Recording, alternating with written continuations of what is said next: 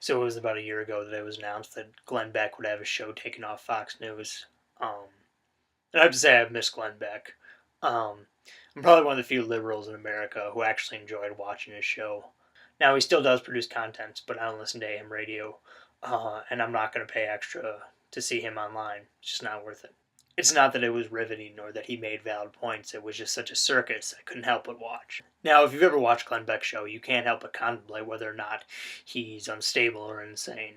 Now, this man did get the boot from Fox News, and that's a pretty damning indictment of anyone, regardless of who they are or what their reputation is.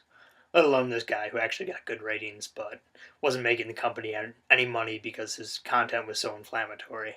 But honestly, the first few times I watched it, I actually wondered how anyone could actually believe what he said. Frankly, it's indistinguishable from satire.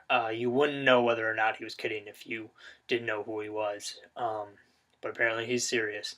No, I actually came to the conclusion that he's not crazy. I think he's just an incredibly cynical person. I don't think it's a coincidence that he fearmongers like nobody's business, and Goldline and Cash for Gold and all these companies that help prepare you for the apocalypse advertise on his show. That's just too good to be true.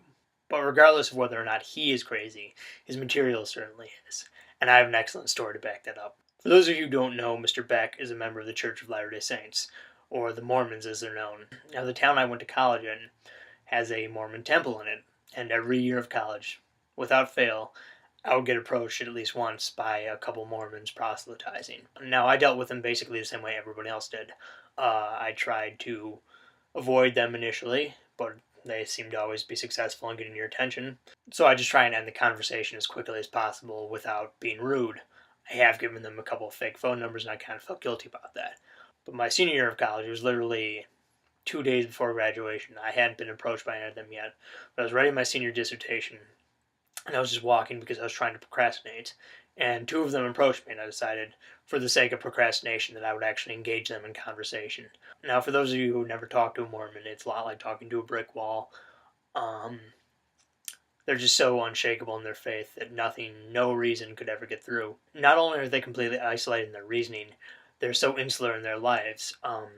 I started mentioning famous Mormons in politics, and they had never heard of them. I mentioned Orrin Hatch, senator from Utah, former presidential candidate. They had never heard of him.